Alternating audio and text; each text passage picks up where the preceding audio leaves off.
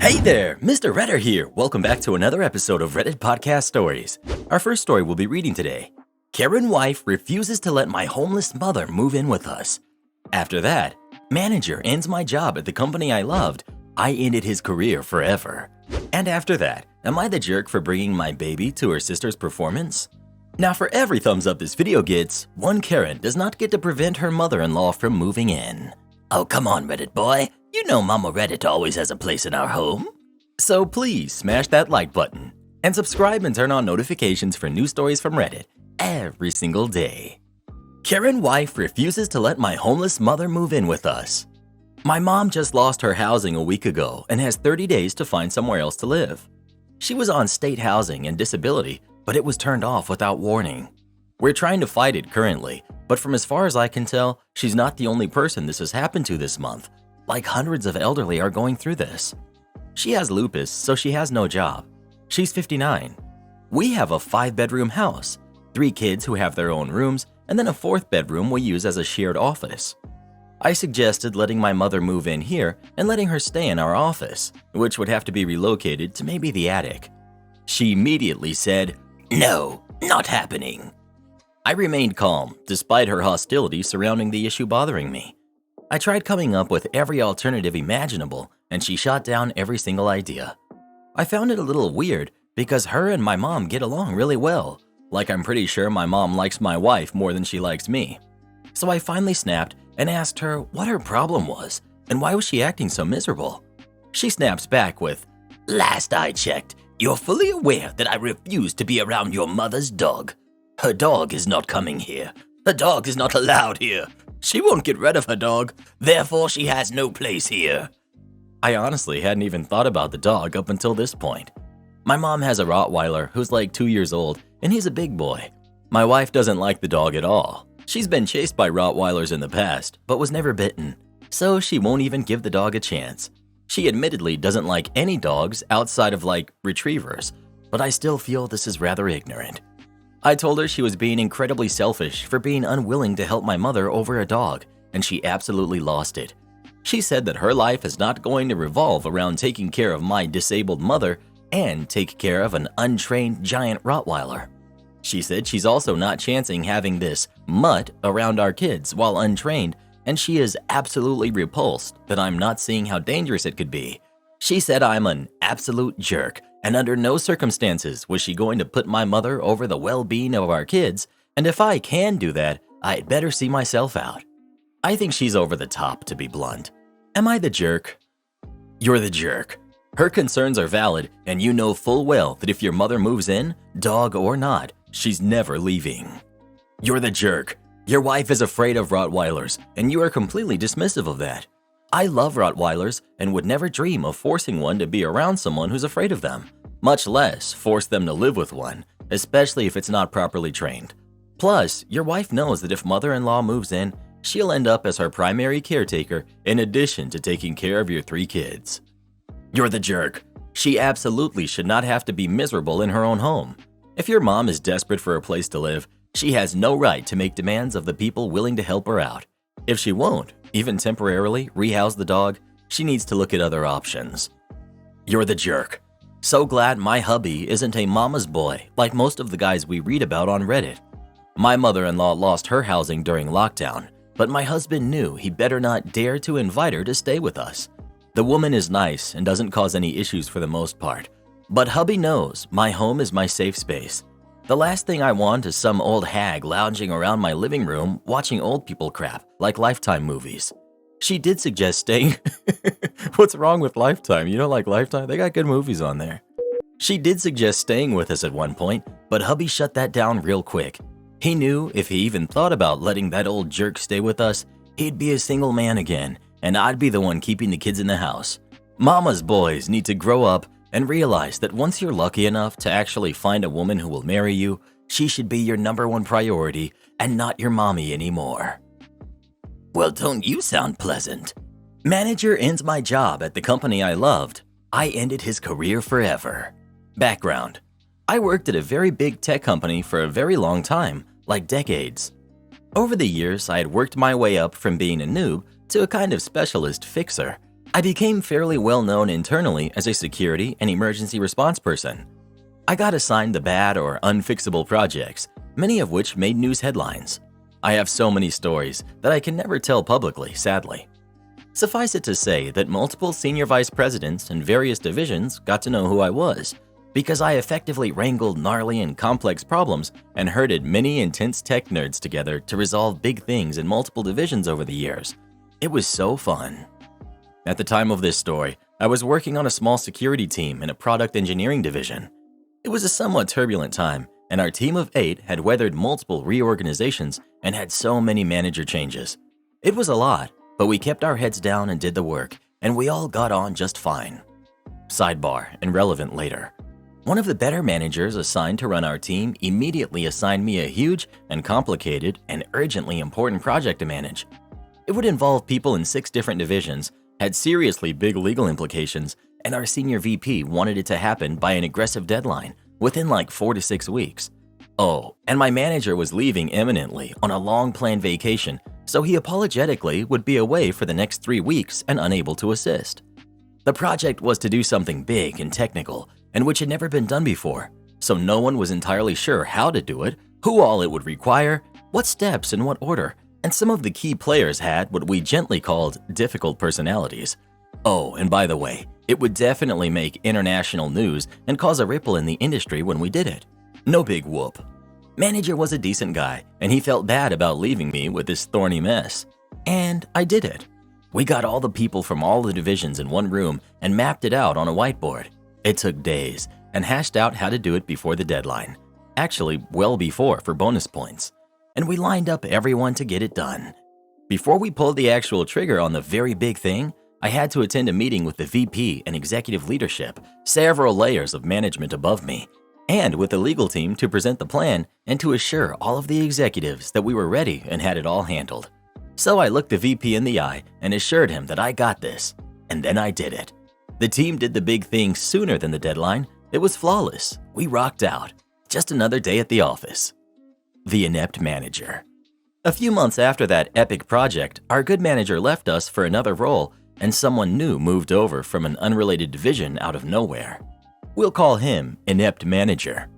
Inept Manager did not know anything about security. He did not know anything about emergency response. He didn't know anything about what our division did.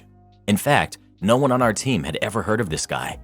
He was that worst kind of middle manager, self-important, dismissive of everyone, cares most about appearances and ego, micromanages stuff he doesn't comprehend, and just makes everything worse. But he apparently knows people, and those people get him job assignments because of politics, loyalty. He certainly didn't have any skills or experience for our team. Ugh, the guy was the worst. One of Inept Manager's weird quirks was that he didn't think it was appropriate for our team to disagree with or correct each other in front of other people. Things in tech, specifically product development, move pretty quickly, and things change all the time. So if some of our team was meeting with someone from another team, and someone says something like, "So we decided to make the sky green, and we're on schedule," and someone else on our team chimed in to say, "Actually, that's changed. We decided that the sky is now going to be blue, and we pushed the deadline back 2 weeks. That just happened in an earlier meeting." Oh, okay, cool. Inept Manager would interrupt and say, "We clearly need to get on the same page. Let's end this meeting right now and reschedule when my team has all the facts straight." What? That's insane. We'd literally never have any meetings if we waited until everyone knew all of the same information all the time. Other teams would routinely leave meetings with us with inaccurate info, which affected release schedules, resources. It was just a mess. Inept Manager hostility. Shortly after Inept Manager became our manager, he started being really hostile to me. Not to everyone on the team, just me. As far as I knew, I hadn't done or said anything to earn his hostility. Suddenly, after 20 plus years at this company, I could do nothing right. While this jerk didn't actually understand most of what my job was, he was sure I wasn't doing it right, and he was quick to tell me so, and often in front of others, to the point that my coworkers would take me aside to ask what was going on. I didn't know either. The thing is, I was the only woman on the team, and I have a disability. Now, I've been through some things working in higher tech over those decades. It was very much an old boys club back then. And, I was fine. I'm not one to claim discrimination at the drop of a hat or for no reason. However, when I was trying to piece together the cause of this dude's hostility, some of his comments were very inappropriate and not at all subtle. He also didn't like that due to my disability, and frankly my seniority, I was given one of the few offices with a door on it in our new building. The rest of our team was in open floor plan cubicles, which everyone hated. He was incensed that I got an office and he didn't. I had more seniority than just about anyone, so even without my disability, I'd have scored the office ahead of him. Note that other men in our division got offices too, but again, seniority, and that bothered him less. But I was the only woman on our floor with a door, and I was his subordinate. His ego did not like it, not one bit. He threw a fit about it repeatedly. There were lots of other things he said. My favorite among them towards the end was him reprimanding me for my bad attitude in a meeting we just had. Inept manager had told me beforehand not to say anything during that meeting because he was insisting on sharing incorrect information again and he knew I'd want to correct it. So I sat quietly and kept my eyes on the PowerPoint presentation or on the floor nearly the whole time. When I asked him how I had had a bad attitude when I hadn't said anything, as he had requested, "I didn't like the look on your face." Okay, dude.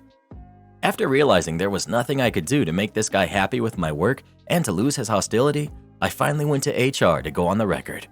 I knew they wouldn't do anything about it, but I wanted to document it at least. So predictably, they told me to work harder at getting along with an inept manager. And because it wasn't my first rodeo, I went back to my office and emailed HR saying, "Thanks for meeting with me about my concerns about an inept manager. I fear his bias will reflect negatively in my next performance review. HR should be aware that there is a real problem here, and I hope you'll take steps, etc." Which of course they didn't, but now it was on the record. The axe falls.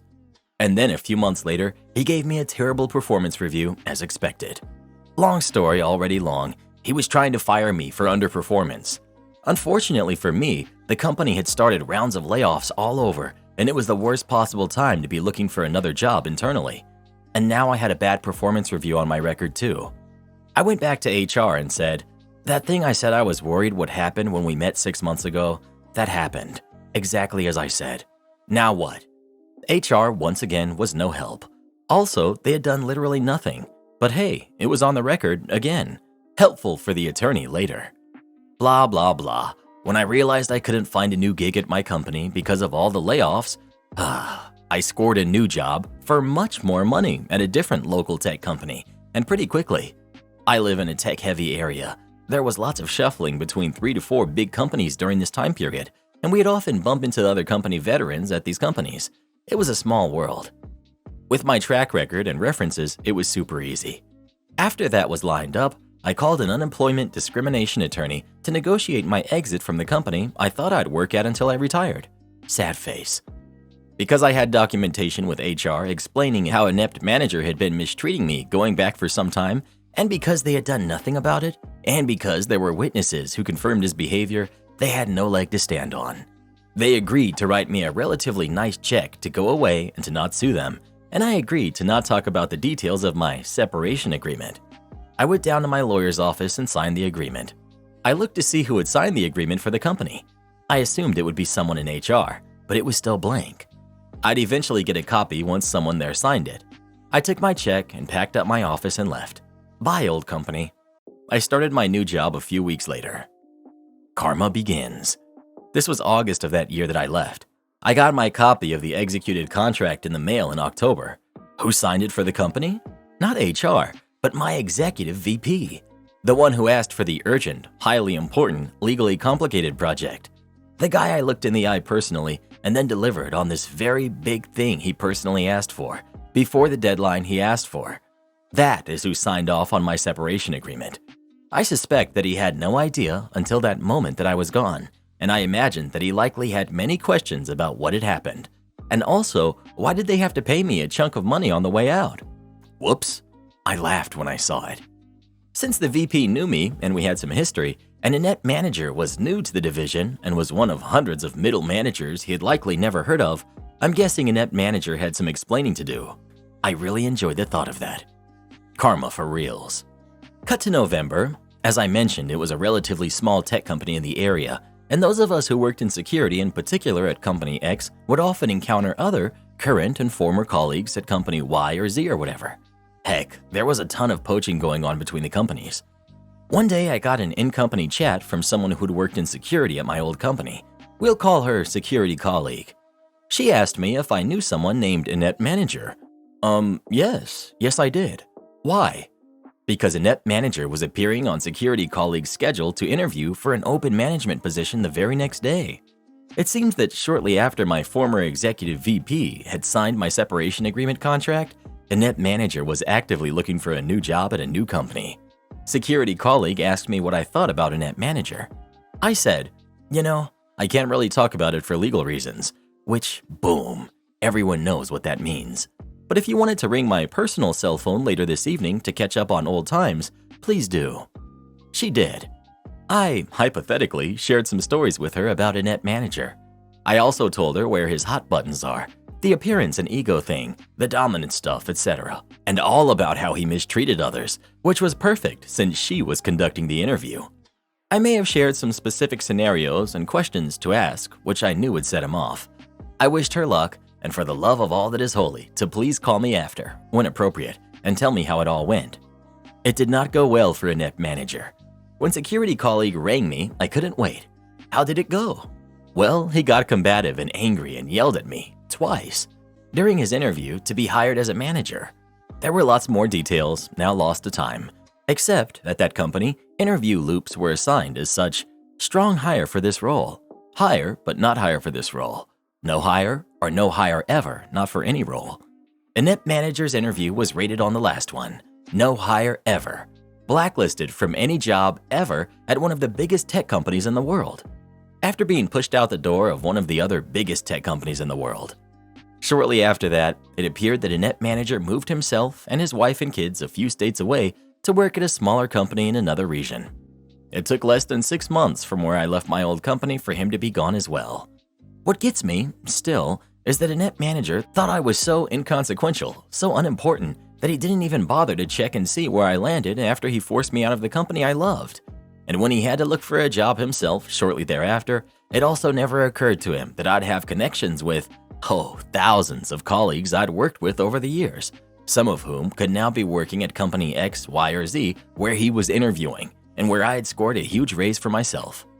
To this day, he doesn't know why his interview at company Y tanked so badly. And since security colleague was not legally precluded from sharing stories she had heard through the grapevine about Inet Manager's problems, it's possible that other of our old security colleagues at Company Z and other companies in this area heard those stories too, which means he's unlikely to get a job at any major tech companies in the area, maybe ever.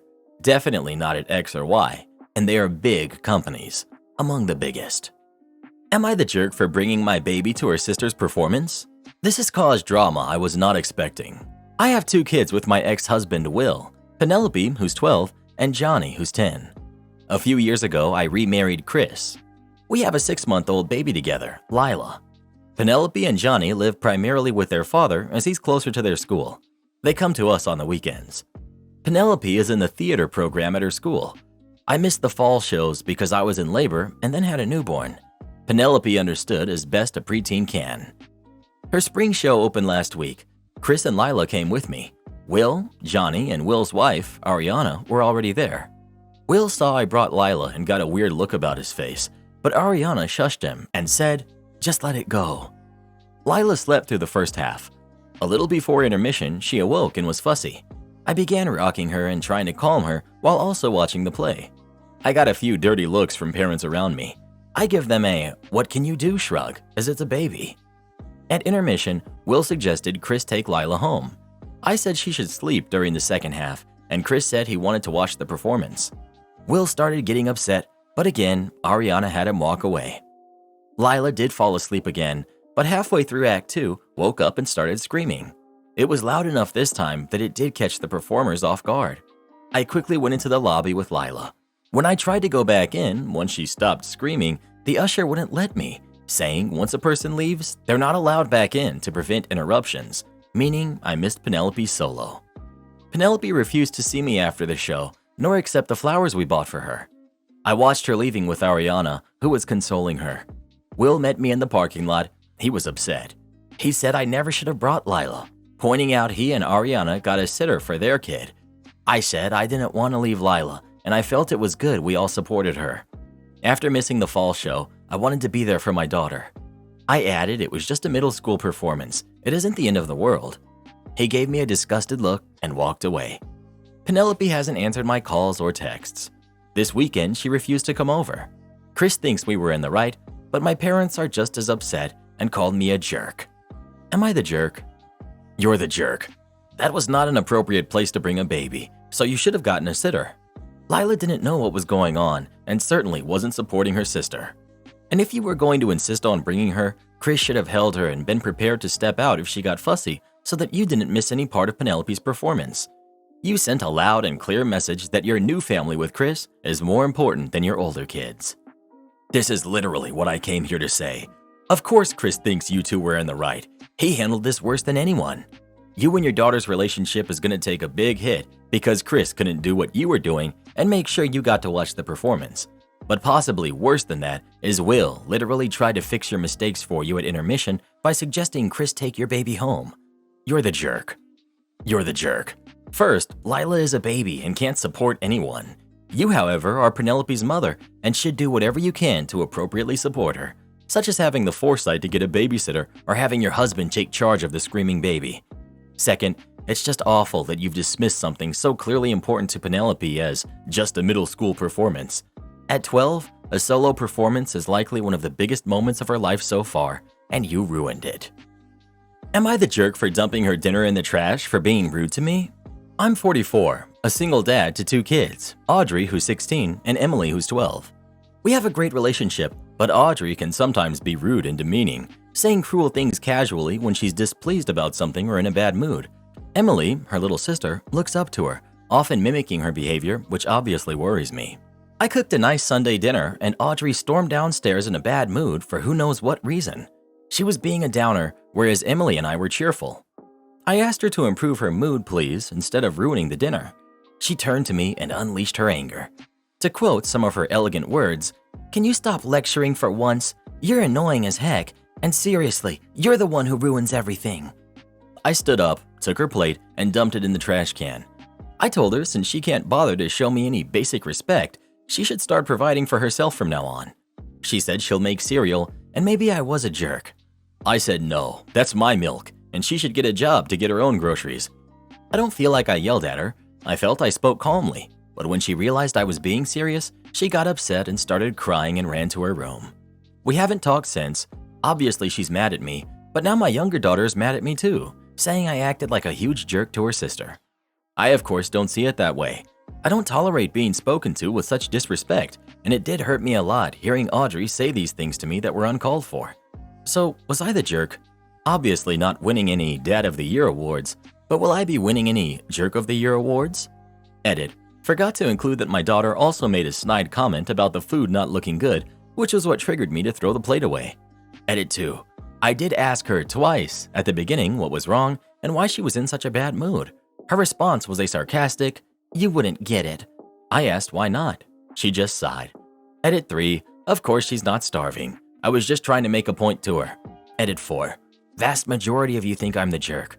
I'll apologize and give her cereal. You're the jerk. It's pretty clear where you went wrong as well. I asked her to improve her mood, please, instead of ruining the dinner. If someone is in a bad mood, asking them to not be in a bad mood and accusing them of ruining something is probably not the right approach. You're the jerk. I get being annoyed and I get punishing her, but you threw away her dinner and then told her to get a job to provide for her own food and wouldn't let her eat. Like, my dude, when was she gonna get a job on the spot to get a paycheck to buy dinner? I don't know. I don't really agree with withholding food from someone like that. You're the jerk. Throwing away someone's food should never be used as a punishment or used to make a point. You're a grown adult who apparently can't regulate your emotions. How do you expect your kid to? Should she talk to you that way? No, but she's probably going through something and could use some grace. I'm sure you have a lot on your plate also, but you're the adult. She's your kid. I'd apologize and work on your communication skills. Not the jerk. This is called parenting, which is something that none of you failures received while growing up. Stop making excuses for this little brat. When I was growing up, if we ever got an attitude like this, no dinner was not an unusual punishment. Believe it or not, one night of not eating isn't gonna hurt you. It's amazing how many of you act like babies and demand that people baby their kids. Oh no, you threw away her dinner? How is she going to survive one night without food? Stop making excuses for brats who show no respect. Letting your kids act like this will result in them growing up to be complete failures like most of you who are tearing into OP for providing discipline. Yowza Knowza, tell us how you really feel. Entitled Kid and Parent at the Mario movie. No spoilers. This happened a few weeks ago when the movie first came out. I went to go see the new Mario movie as I was really hyped for it as I'm a pretty big Mario fan. It was pretty good in my opinion. And to celebrate, I decided to go dressed as Mario. It wasn't a really good cosplay as I just threw on some old blue overalls, a red long-sleeved shirt, a replica of Mario's hat I bought at the Nintendo store in New York City, and some work gloves. I even brought a plush super mushroom that my late aunt bought for me in China. Anyways, I got to the theater, paid for my ticket, and got my snacks. A large bag of popcorn, some candy bars, and a blue raspberry slushie. However, the movie didn't start until 1.5 hours, so I just hung out in the small arcade they had there. While I was there was a boy with his mom, and he kept eyeing me and got all excited. Keeping with the Mario theme, let's call the mom Bowsette and the kid Bowser Jr. Bowser Jr. Mummy, look, it's Mario. Bowsette. Yes, I know. Bowser Jr. Can I see him? Fine. So Bowser Jr. runs up to Mario, and that's when he sees my mushroom. Wow, a mushroom. Can I have it? Me. Sorry, this mushroom means a lot to me. But you don't need it. Yes, I do. Bowsette sees Bowser Jr. arguing with me and stomps on over there. Bowsette. Give him the toy. Me. Sorry, I can't just give it to him as it means a lot to me. Just give him the toy. Sorry, I can't do that. But you don't need it. You're too old for it. After she said that, I just ignored them and grabbed my snacks and went to sit in the auditorium where the movie was playing. Shortly later, they walked in and sat on the row in front of me, and throughout the movie, Bowsette kept giving me the evil eye, but I just ignored her. I guess they forgot about me, because when the movie finished, they walked out of the room without looking at me, and after that, I never saw them again. Still enjoyed the movie, and if you're wondering about the mushroom, it's chilling right next to me on my bed as I'm writing this post. My sister demands I hire her to be my wedding planner. I, 26 female, am getting married to my fiance, 27 male, on June 24th of next year. We have done a few things on planning it, but it's very stressful and we both work full-time. Plus, I'm in grad school, so we just don't have the time. Well, I called my mom about 2 weeks ago and mentioned how hard planning a wedding was, and she told me that we should invest in a wedding planner. Duh, I can't believe we forgot these exist. She also said she could recommend one to us, but I told her I'd have to have a talk with my fiance about our budget and we'd see. Then we talked about other stuff, and that was pretty much how it went. Well, my fiance and I have talked with a few wedding planners since then, and we found the perfect match for us. She's been so great and so helpful, and I'm so thankful for her. I talked with my mom a few days ago and told her that we'd found a wedding planner, and I thanked her for the advice. Well, my mom told me that she was trying to nudge me to hire my sister, who's 29, as she's just getting into the wedding planner business, and that's what her recommendation was for. Now, I love my sister and I think she's great, but I also know my sister and she's not great on staying with jobs. She was not good taking orders and quit stable jobs. She started a resin business that didn't take off and she didn't want to market for it. She got caught into a pyramid scheme, which she barely got out of. My parents paid it off, and the last time I heard, 2 months ago, she was trying to be a nail technician. I told my mom that I love my sister, but I want a professional to do my wedding. Well, come to find out that my mom had me on speakerphone and my sister was in the room with her. This led to my sister grabbing the phone from my mom and telling me that I'm a stuck-up jerk and that I'm pretentious and I need to get off my high horse and other things. When my mom finally took the phone back, with my sister still yelling, she told me that I was being mean and unfair and that I should just give my sister a chance, to which I said no again because her attitude to rejection just solidified my opinion. My mom told me I was being judgmental and that she wouldn't answer my calls until I apologized to my sister and hire her to plan my wedding. My fiance is obviously on my side, but my dad said I should at least apologize. Am I the jerk? Not the jerk. The position was already filled before the sister offered her services. It would have been better to simply say that, but I don't blame you for, very reasonably, pointing out all the reasons that this was a bad idea. If you apologize, do it for you, not them. Do it for a drama-free wedding. But know 100% that you are not to blame. I told my brother-in-law he can have an opinion when he starts paying bills. I'm 35, male. My wife is 38, female, and her brother, Ian, is 44. He just lost his job about 6 months ago. When his lease was up in February, he asked if he could stay with us temporarily. My wife and I agreed he could until he found a job. Things were fine at first, but then he just started giving his opinion on everything. He asked if we could be quieter at night after 10 since we wake him up when we go to bed. It seemed like he was telling us when to go to bed. He makes requests for dinner daily, like we're his personal chef. I told him to make himself at home, and he's more than welcome to use the kitchen. He said he doesn't know how to cook. He asked us to get a different detergent because ours makes him itchy. I told my wife he can buy his own laundry detergent. He must have some money because he goes out with his buddies on Friday night. I could go on and on about his opinions. Things got worse, and Ian acts like this is his house and he's in charge. I was watching TV the other day, and he came into the living room and said he wanted to watch the baseball game. I said, "Doesn't the TV in the guest room work?" He said, "Yeah, but I like this one better." I kept my show on, and he stood there for a few minutes like he expected me to turn my show off, then went back in his room. I have my daughter, who's 12, this weekend, not my wife's daughter. Yesterday, my daughter asked us if her friend could come over today, and my wife and I said yes. Her friend was dropped off at like 11. They're basically watching TV and playing video games, not being loud or obnoxious or anything. Well, Ian walked into the living room and asked her friend who she was. Her friend said her name. Ian looked at me and asked to speak in private.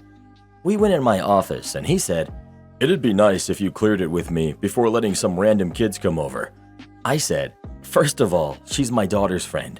Second of all, I don't need your permission. It's our house."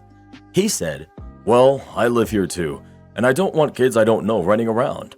I said, "You live here for free. You can have an opinion when you start paying bills." He went and talked to my wife after our conversation and then left. My wife said she knows his outspoken nature gets on my nerves, but it was rude to throw not working and being unable to pay bills in his face like that, and now he feels unwelcome. Honestly, good. He should feel unwelcome. Maybe then he'll get a job. Every time I tell him about a place hiring, he says, "That's beneath me," or "I'm too smart to work there." A job is a job. Am I the jerk? Not the jerk. Your wife is the problem now. It started out as a brother-in-law problem, but once your wife took his side, she became the problem. His refusal to work is not your problem, and now it seems he's using weaponized incompetence to get his way. Honestly, good for you for not responding to the bit about clearing it with him. Support our channel by joining as a member today, and we'll give you a shout out in our next video. Or come watch this video next. You won't believe what Karen does in that one.